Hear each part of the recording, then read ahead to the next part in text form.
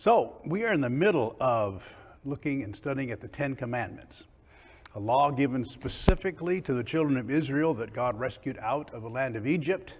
It was never to be a law that would last forever. It was a temporary period of time until the new covenant came through Christ. But still, it's amazing that as you study through this and see the wonder of God and His counsel and His righteousness and how He wants us to be like Him, and that's exactly what the law is for, to help us to be like Him. And then we'll notice too, as we go on through some of the study in the commandments here, the Ten Commandments, how things have changed some in the New Testament. Actually, only one of the Ten Commandments is not repeated in the New Testament, and that's the Sabbath commandment. We'll talk a little bit more about that too. We kind of left off with that last week, but we're going to go back to a question that Lee asked, actually, if he remembers, last week, when we were in the context here studying about the first and second commandment, and specifically verse 4, you shall not make for yourself a carved image, any likeness of anything that is in the heaven above, or that is in the earth beneath, or that is in the water under the earth. You shall not bow down to them, nor serve them, for I, the Lord your God, am a jealous God. We talked all about that. Visiting the iniquity of the fathers upon the children of the third and fourth generation of those who hate me, but showing mercy to thousands, to those who love me and keep my commandments. So we wrestled with that one question last week about, well, how would God visit the iniquity from the fathers to the children? What does that mean? We know it doesn't mean what the prophet says over at Ezekiel 18, verse 20, where he says, "There the soul whose sin shall die, the son shall not bear the guilt of the father, nor the father bear the guilt of the son.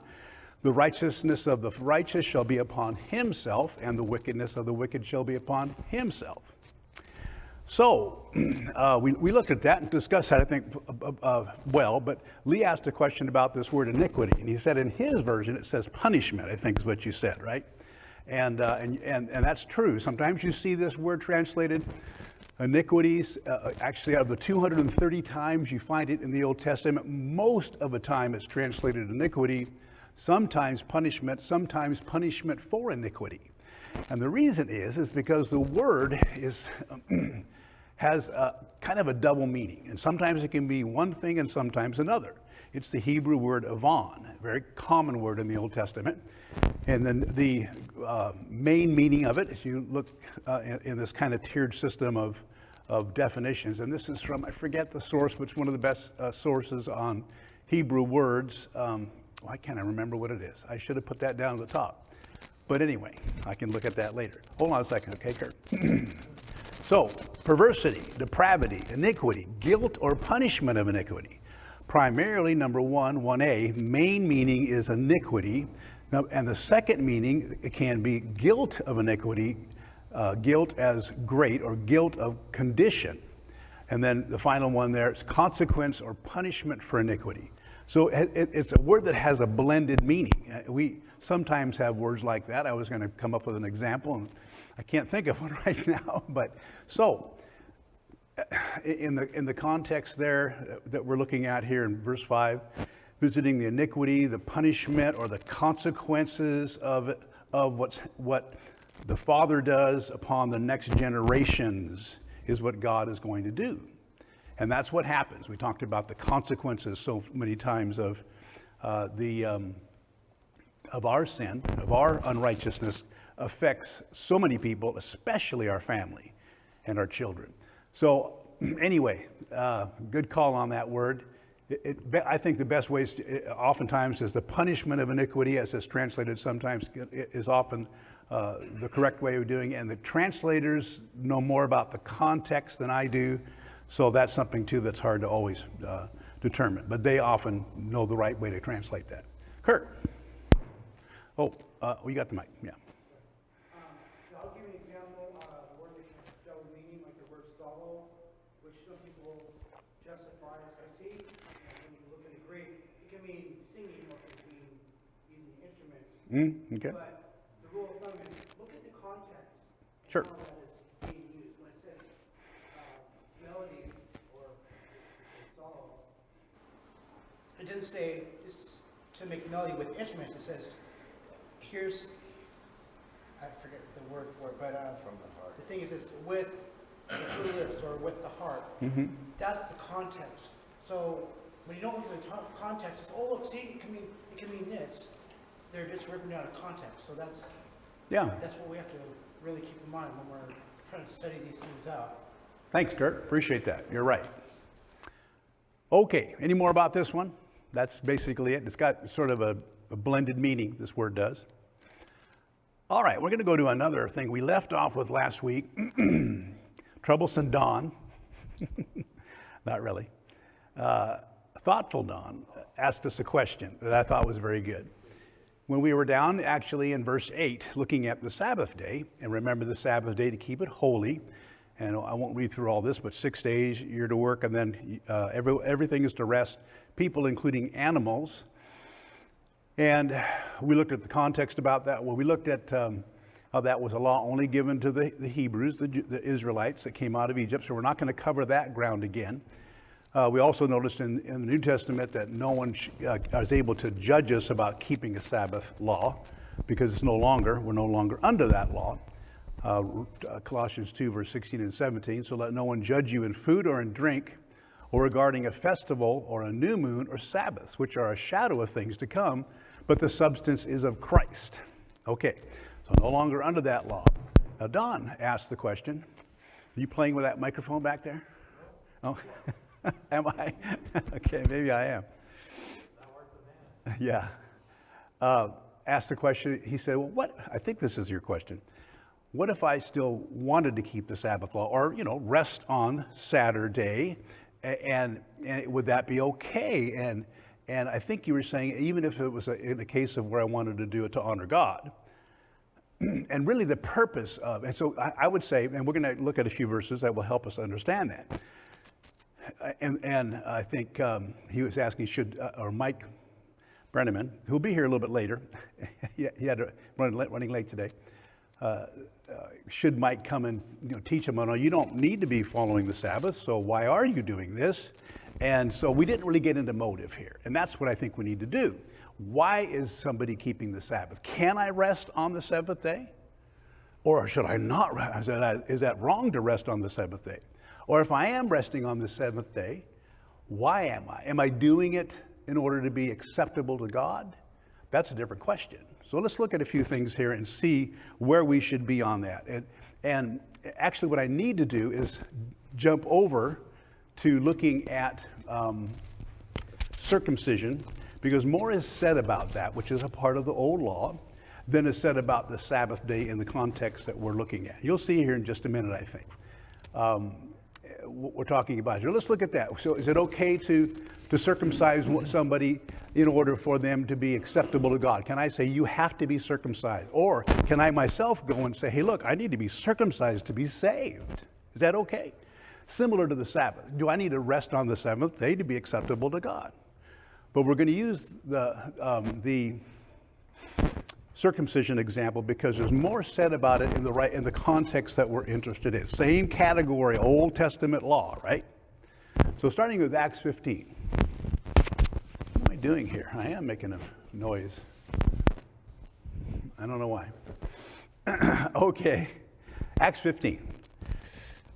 And this is in the context of what, well, actually not. Let's hold on a minute. No, let's just go ahead and read this. This is Paul, I think, and Barnabas also in Antioch, teaching the gospel to people there, converting souls. And here's what happens. Verse 1, and certain men came down from Judea and taught the brethren, unless you are circumcised according to the custom of Moses, you cannot be saved. So that's what they're saying, plain and simple. They're saying, look, you guys are teaching people about faith in Jesus Christ, and that's all good and fine, but you need to teach them to be circumcised according to the custom of Moses. Therefore, when Paul and Barnabas had no small dissension and dispute with them, they determined that Paul and Barnabas and certain others of the men should go up to Jerusalem to the apostles and elders. Let's go up to Jerusalem. Let's go up to the apostles who have the authority and who are the first elders there. Some of those are apostles themselves, and find out what the right answer is to this. Do we need to circumcise people in order for them to be saved? Okay, I'm just wondering, is this still making kind of a ticky noise, or is that just my imagination? Okay, we're good. Verse 4. And when they had come to Jerusalem, they were received by the church and the apostles and the elders. And they reported all these things that God had done with them. But some of the sect of the Pharisees who believed rose up, saying, so here's some believers who were originally from the sect of the Pharisees. And we look later, we'll see a statement made over in Galatians that these were false brethren. So we get more information about that in a different passage. But some of these people rose up who believed and saying, it is necessary to circumcise them and to command them to keep the law of Moses. So not just circumcision, but the Sabbath day and whatever else is in the law, not just the Ten Commandments, but the entire law of Moses. Okay. And verse 6. Now the apostles and elders came together to consider this matter, and when there had been much dispute, Peter rose up and said to them, men and brethren, you know that a good while ago God chose among us that by my mouth the Gentiles should hear the word of the gospel and believe. So God, who knows the heart, acknowledged them by giving them the Holy Spirit. We read about that earlier in Acts. Just as he did to us, and made no distinction between us and them, purifying their hearts by faith. So that's how we're saved, not by a perfect keeping of the old law. Verse 10, now therefore, why do you test God by putting a yoke on the neck of the disciples which neither our fathers nor we were able to bear? Let's stop there for a minute. What does that mean? He's saying here, look, this is not what the gospel is now. The gospel is living by faith. And of course, if you love God, you're going to keep his commandments. But what was this yoke he's talking about here? What was the yoke that either they or their fathers were able to bear? Anybody? Mike? Yeah. It was the burden of the law. And the law is such an instrument that they needed to perfectly comply with it, or they were guilty of all of it. Okay. And so... Good answer.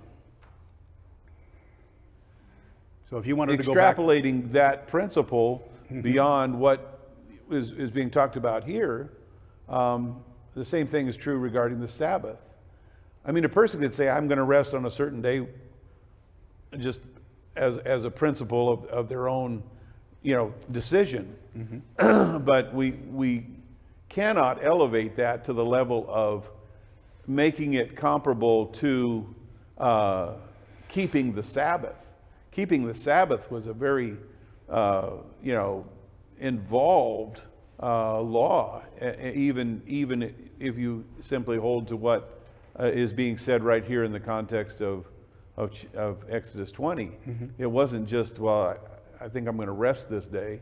There was many things that you had to do in order to observe it. So, and secondly, there's the danger of an individual making a decision that they're going to do this because of their own conscience, but then the people that see that example come to believe it's necessary, that it's essential to salvation. And so what one individual may have done simply as a conscientious thing that he felt necessary, another person seeing that would be caused to stumble and think that they were actually keeping the Sabbath. And there's a danger right there. I don't think we have a right to call something a Sabbath rest, just because we think that it's kind of like the Sabbath rest. Just like we don't have a right to call something baptism, just because we think it's, kind of like baptism. Same principle. It is what it is. Okay. Don. So they shouldn't put a yoke on others. Would that include ourselves not putting a yoke on ourselves? Well, he says we were not able to bear it ourselves. Sure. Again, remember the context here is they're saying these things in order for them to be saved. Right. So we can't do it for that reason. That we know that's what this is talking about. And the reason, the yoke they weren't able to bear, and you guys have hit it. Bill, did you have something? You say you had your hand up too. Okay. Oh, always. Yeah, okay. Is they weren't able to keep it. Look, if you're going to have a system of law to please God, and that's it, but just law, then you got to keep the law. And that's what part of I think the law being a tutor was about, is it taught every one of us, we just can't keep the law. As much as we try, we can't do it. We fail, we fall short. Sin comes in, and so we weren't able to bear that yoke. And now, the only way we can be saved is through faith, that we trust in God, honestly, wanting to do what's right, loving Him by keeping the commandments. But when we fail, then we're not, and we repent, then we're forgiven. That's the system. That's the only system. I mean, that's the one that, of course, God chose. But by that, we can be saved. Okay, Mike up here.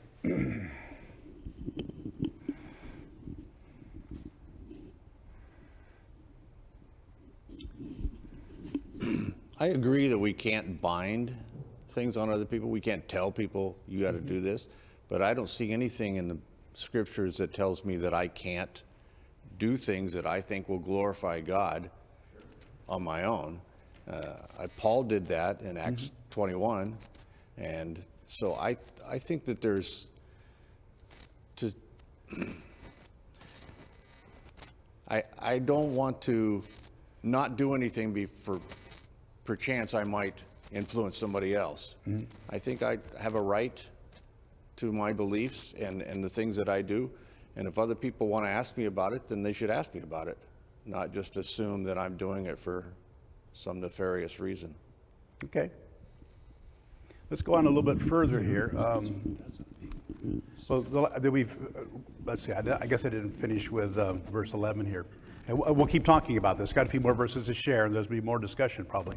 Verse 11, but we believe that through the grace of the Lord Jesus Christ, we shall be saved in the same manner as they. That is, don't bind, we're going to be saved just like the Corinthians were saved through faith. Corinthians? Yeah, well, that's what it was back at that time. Wasn't it the Corinthians? Yeah, the Holy Spirit came on Apollos at Corinth, right? Am I wrong about that? Maybe I'm wrong about that. Yeah, okay, yeah. So we're all saved by faith. Do we need to keep the law? Yeah, as best as we can. We do. If we love God, we're going to do that. But when we fail, we have that forgiveness. Okay, let's look ahead. Paul comments about this same event. I think it's talking about the same event. There's some doubt, but over in Galatians chapter 2, verse 3 through 5, when he says here, talking about this gathering they had, he says, yet not even Titus, who was with me, being a Greek, was compelled to be circumcised. So if it's talking about the same meeting, and they're coming down trying to figure out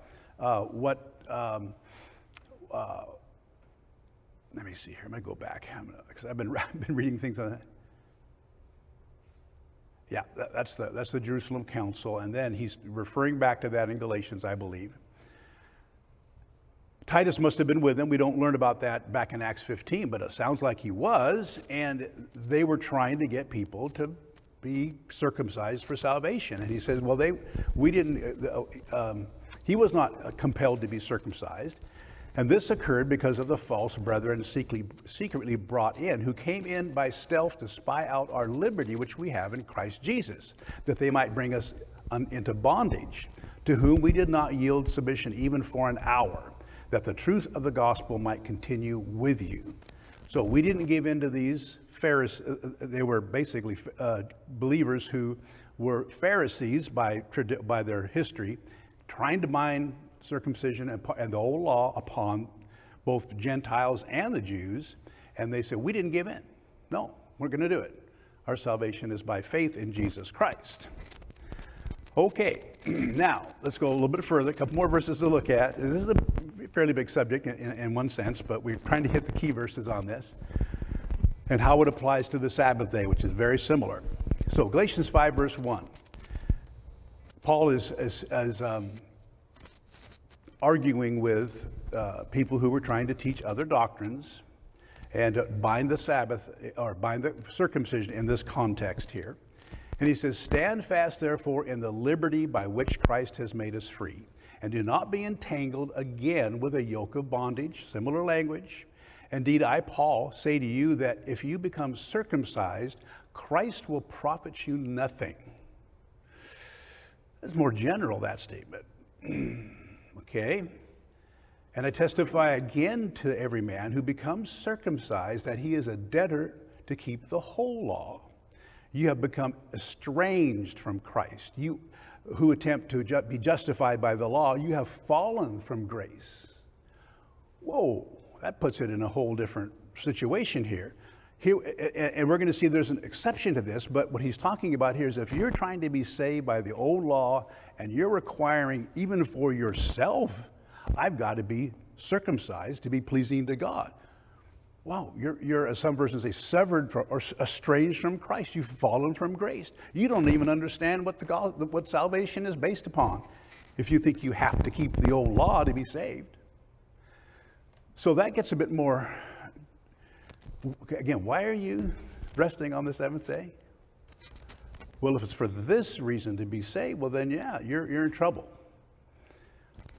Now, one other passage, I think, and we'll see that actually Paul did circumcise somebody, though, even after saying this. In fact, the very next chapter in Acts 16, after the Jerusalem council got together and they all decided, yeah, we don't need to bind, we're not going to be binding circumcision or any of the old law. Look what happens in Acts 16, verse 1 through 4.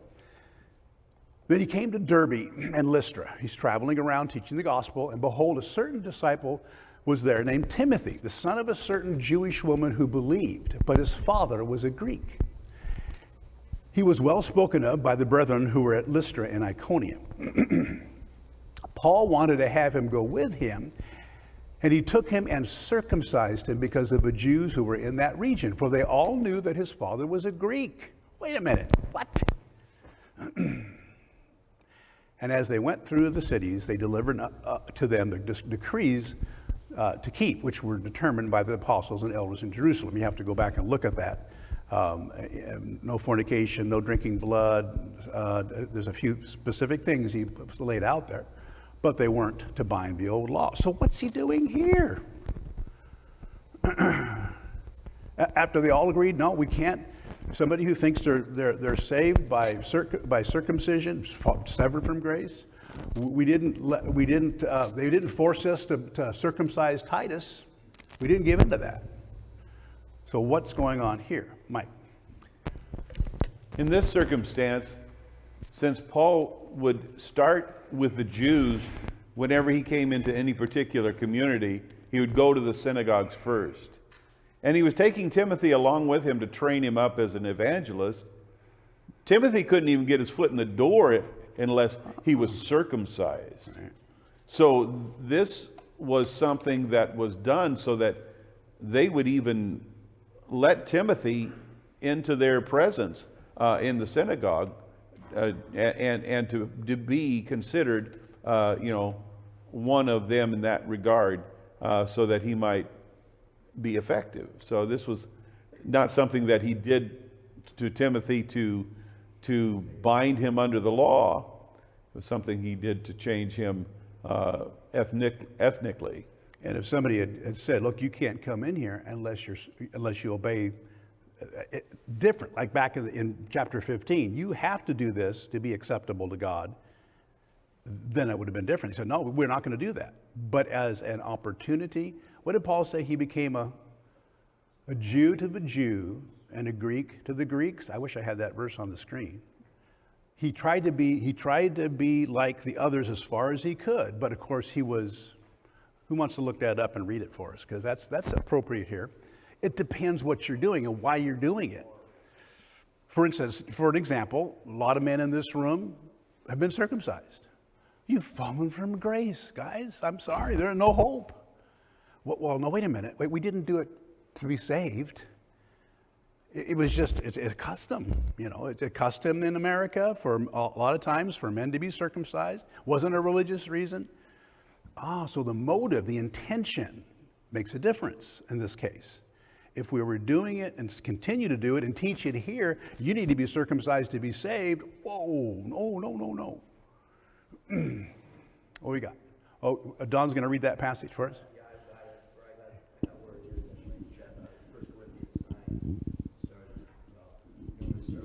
19th paragraph. Okay, for though I am free from all men, I have made myself a slave to all, so that I may win more. To the Jews I became as a Jew, so that I might win Jews. To those who are under the law, as under the law, though not being myself under the law. Stop that for a second. Yeah. Yeah. I became as under the law, but not being under the law. Now, somebody might think, was that deceptive? Oh, what's the reference? 1 Corinthians 9, starting at verse 19.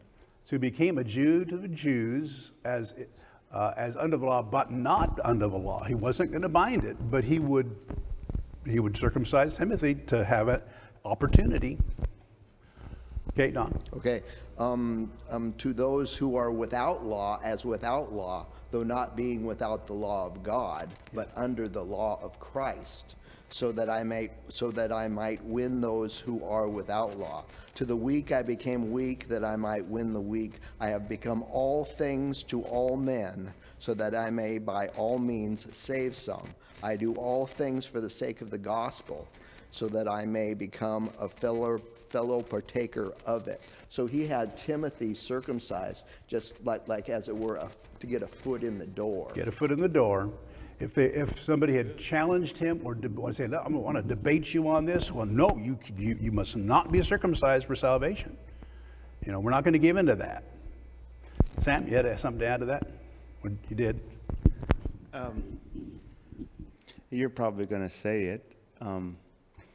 It states the reason why he circumcised them. It was because of the Jews in that region. It does not say that he circumcised them for salvation. No, that's right. Right. So it implies that it was just for a certain group of people that he was appeasing. But back in the previous chapter 15, he refused when they were requiring, you guys need to be circumcised and follow the law of Moses. They said, no way. You're not going to make us do that. We're not going to give in. But here he said, well, he just takes him, he circumcises as an opportunity.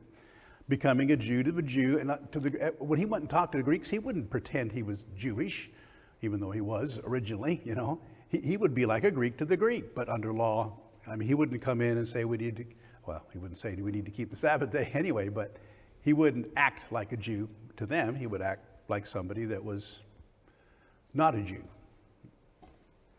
Yeah, it's one thing to circumcise one individual. That's going to be important, you know, working like Paul's working, and not circumcising a group of people based on that. You're holding the line of what is correct. Yeah. So here's the question then: is Don okay by resting on the seventh day? We'd have to ask him why. Probably, right? Is he doing it as a custom? Hey, a lot of you guys are circumcised because it's a custom. If he's doing it as a custom, if we put this back to, like, say, 20 years after the gospel came, and here's a Jew who still rests on the seventh day. Well, why does he rest on the seventh day? Well, ask him. Do you do it because you must to please God and to no, not at all. No, we're not under that law anymore. But I've got so accustomed, for 60 years, I rested on the seventh day, and that's just what I'm going to do. Different thing. Paul, when he went in to circumcise Timothy, he probably on the Sabbath didn't work. I'm just saying, it doesn't say that. But likely he didn't work on the Sabbath so he could get some opportunity. But it wasn't because he was trying to keep the old law. John, did you have a point back there? Sorry, I didn't know. Or is that just Bill just... Oh, I thought your hand was up. No? Okay. It's sideways, is what it is. Okay, we've jumped around this a little bit. Any more discussion here? I mean, hopefully I haven't confused everybody as we're going through this. If we're ever going to keep or practice something that's part of the old law, happens to be like the Sabbath or circumcision, it depends on the reason and the motive. If you do it a certain way and say you have to do it, well, you're severed from Christ. You've fallen from grace. If you're doing it as a custom, it's a different story. By the way, I don't do that. I was just giving that as an example. So, okay, I'm glad you were able to use it. yeah, no, I appreciate that. Okay, Mike first, and then Kurt. So there is a difficulty or misunderstanding of the Sabbath prevalent in denominational circles. And it's commonly taught that the Sabbath day under, I believe it was Constantine, was changed from the seventh day to the first day, and therefore now we observe the Sabbath on the first day. And in light of that thinking, of course, there has been in the past what they called the blue laws, that even in the, especially I guess the southern states, they did not have any businesses open, or, people didn't work on Sunday. And there's nothing wrong with an individual who's a Christian saying, because this is the Lord's Day, I'm going to try to devote it to God and spend time reflecting on His Word and make it a spiritual, a spiritually focused day.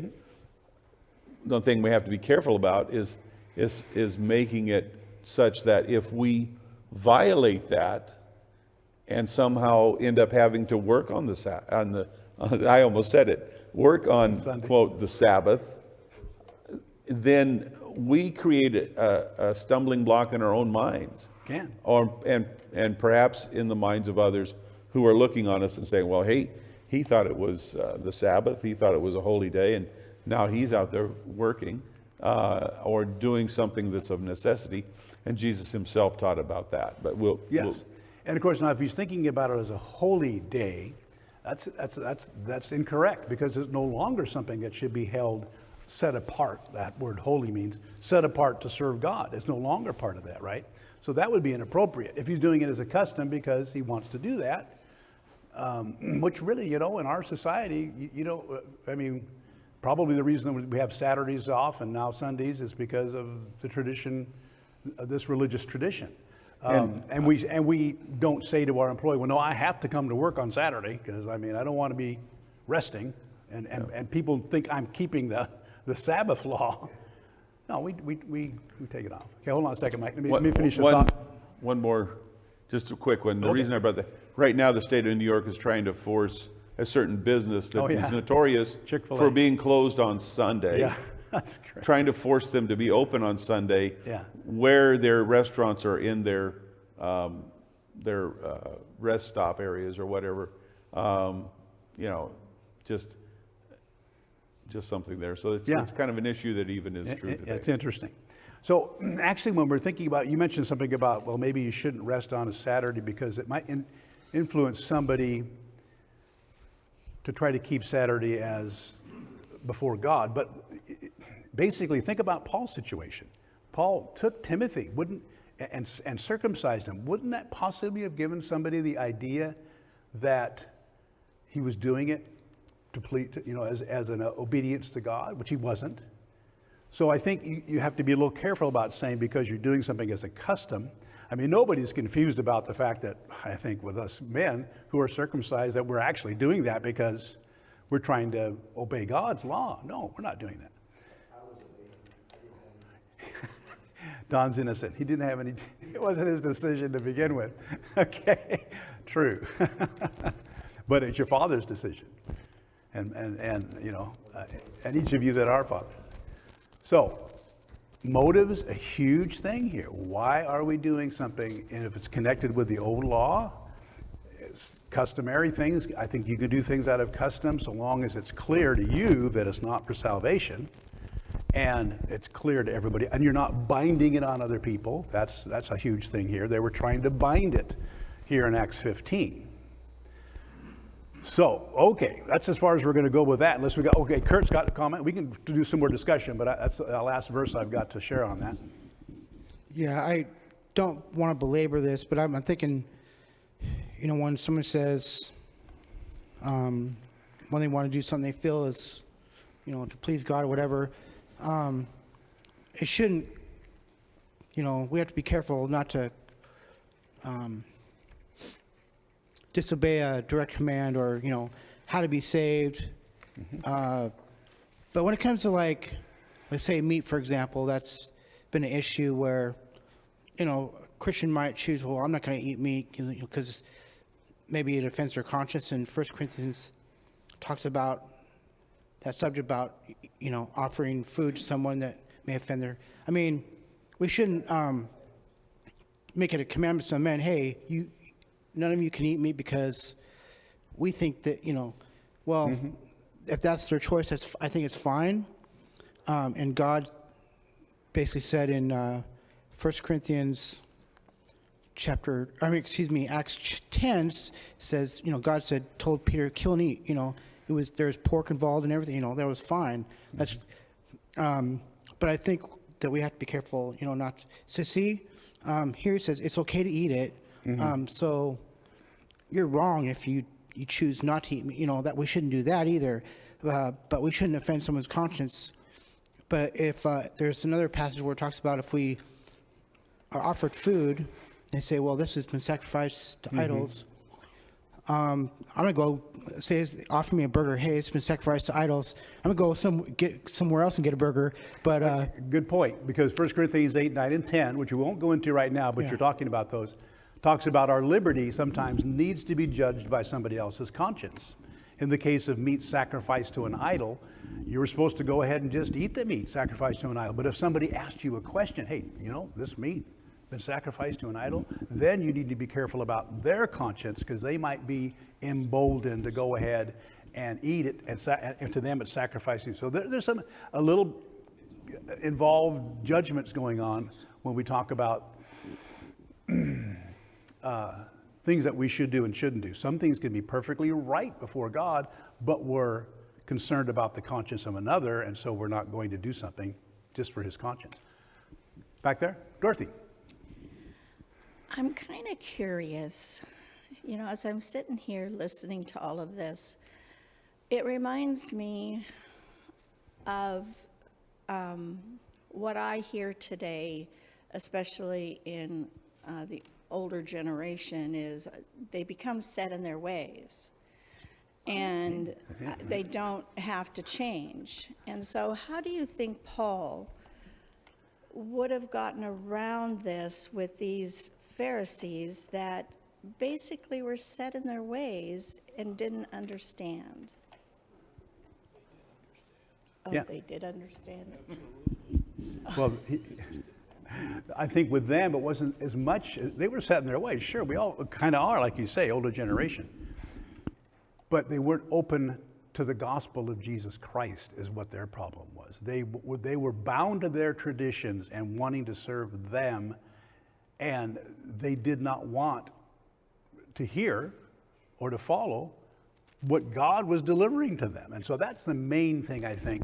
So long as we're open to what the Lord says as best we can, to his word, as best we can, we won't have that kind of trouble, even if we are set in our ways. We're going to be open to change our ways if we find that something we're doing is not correct. They were not open to that. They had hard hearts, and their consciences were seared, and they would not hear what God was trying to tell them. Anybody else? We're pretty much almost to the end of our time anyway here. Didn't expect this to go on this long, but it's appropriate. I think it's... You better relay this, but remember when Paul went to Jerusalem, and the riot happened, what Paul told the people at Jerusalem when they went to Jerusalem. What? There are a lot of people who are, they told Paul that there are a lot of people out there that says that you're changing the law, but we want you to go and... Oh, the whole thing. Yeah, let's not get into that one. That's another difficult one. That's good, Don. But anyway, you were asked something Yeah. how you handle things like that. Right. He actually went ahead and did follow that custom. Yeah, let's leave that one off. We don't want to spend too much time on this anyway. It's a good subject, I think. The answer, we're no longer under the Sabbath day law. That's the main answer. You want to rest on Saturday? Go for it. Just don't do it as something that you think is obeying God's law, because it wouldn't be. Okay, well, are we good there? Let's see if I want to go on. We got 2 minutes. What can we do in 2 minutes? We can honor our father and mother. We can do that.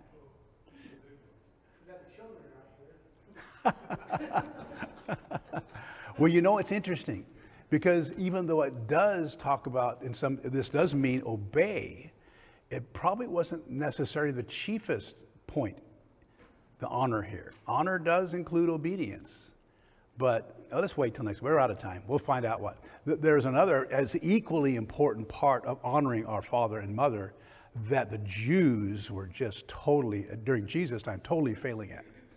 And so we don't want to fail at that for sure. And that's actually taking care of your parents. I'll just throw it out there. That's how you honor your father and mother. Not just obeying them when you're younger, but honoring them by taking care of them when they're older. Okay, thank you so much for the discussion today. Appreciate it so much.